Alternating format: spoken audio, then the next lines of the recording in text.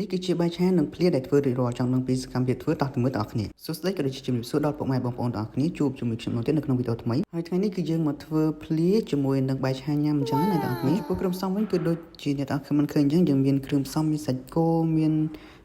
នឹងបន្លែសម្រាប់ធ្វើភ្លាអញ្ចឹងណាហើយជាមួយនឹងគ្រឿងផ្សំសម្រាប់យើងធ្វើជាបាយឆាទាំងអស់គ្នាបាទអញ្ចឹងយើងទិញសាច់គោនឹងអស់8000និងបន្លែខ្ទង់2000ទៅ3000ទៀតអញ្ចឹងទាំងអស់នឹងអស់10000ជាងអ្នកទាំងអស់គ្នាហើយយើងលេខលោកឲ្យបាន2មុខអញ្ចឹងណាបាទអញ្ចឹងធ្វើបាយឆាផងធ្វើភ្លាផងចំពោះសាច់គោរបស់យើងហាន់លាងហើយនេះជាគ្រឿងផ្សំអញ្ចឹងគាត់ថែមចុងក្រោយគាត់គឺថែមទឹកត្រីកោះកុង2ទៅ3ស្លាបព្រាសម្រាប់ដាក់អញ្ចឹងណាដើម្បីវាមានរសជាតិឆ្ងាញ់អញ្ចឹងគឺយើងចាប់ផ្ដើមធ្វើភ្លាមុនអ្នកនរគ្នាហើយបាយឆាគឺយើងធ្វើក្រោយអញ្ចឹងយើងចាប់ផ្ដើមផ្សំគ្រឿងដាក់អីហើយគឺយើងច្បល់ដើម្បីឲ្យចូលជាតិគ្នាអញ្ចឹងណាដល់មកគឺយើងមានស្ទើអីយើងថែមទៀតទៅអ្នកនរគ្នាបាទមានទឹកត្រីមានអំបិលប៊ីចេងហើយនេះយើងស្ទើក្រូចអញ្ចឹងយើងចិត្តក្រូចយើងដាក់ថែមក្រូចទៀតអញ្ចឹងណាបាទដាក់យើងជូនតិចអញ្ចឹងណាហើយយើងមិនអត់ទេនៃជំនួយការយើងមកលើកណាក៏មានមុខដែរមិនអត់ទេចាំតែញ៉ាំទេហើយមើលទៅមុខទៅដឹងហើយបាទកំសត់ដល់ហើយនេះយើងចាប់ដើមដាក់គ្រឿងហើយយើងច្បល់ឲ្យចូលជាតិគ្នាព្រោះមិញហ្នឹងថែមតកកនេះគឺយើងស្ទើគ្រឿងអញ្ចឹងក៏ថែមប៊ីចេងថែមអំបិលនេះដាក់ទឹកត្រីថែមតិចទៀតអញ្ចឹងណានេះស្ករយើងដាក់ថែម2ស្លាបព្រាទៀតនិយាយទៅចំពោះការធ្វើគឺយើងអ្នកនរគ្នាអាចដាក់ទៅធ្វើទៅភ្លក់បដាទៅដើម្បីឲ្យដឹងថាយើងចង់ញ៉ាំរសជាតិបែបម៉េចស្ទើឡើយណាយើងថែមអញ្ចឹងណាអញ្ចឹងអ្នកធ្វើគាត់ធ្វើឲ្យគាត់ភ្លក់ទៅខ្វះគ្រឿងគាត់ថែមខ្លួនឯងបាននេះមុខអ្នកធ្វើហ្នឹងឯងគាត់ធ្វើឲ្យគាត់ញ៉ាំភ្លក់ទៅខ្វះអីគាត់ថែមខ្លួនឯងអញ្ចឹងណាហើយតបមកគឺគាត់ចាក់ចូលបន្លែរបស់យើងហ្នឹងព្រោះយើងមានបន្លែយើងហាន់ហើយស្រាប់អញ្ចឹងយើង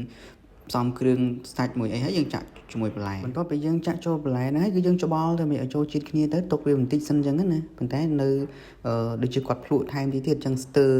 ខ្ទឹមស្ទើគល់ស្ក្រេគាត់ហាន់ថែមអញ្ចឹងគឺស្ទើគ្រឿងទៀតហ្នឹងអញ្ចឹងទៅថែមស្ករទៀតនិយាយទៅចុងភៅយើងកំពូលចុងភៅដៃឯងអញ្ចឹងត្រូវការផ្សំគ្រឿងដូចជា2 3ដងបានត្រូវជាតិបន្ទាប់ពីយើងដាក់គ្រឿងថែមហើយគឺយើងច្បល់ស្ព្រាបបាក់ពេកគឺយើងដៃយកដល់យើងមានស្រោមដៃបាទគឺមិនមែនដៃទៅទេតមកចុងក្រោយគឺដីរបស់យើងហើយនេះធ្វើហើយអញ្ចឹងយើងបន្តទៅធ្វើ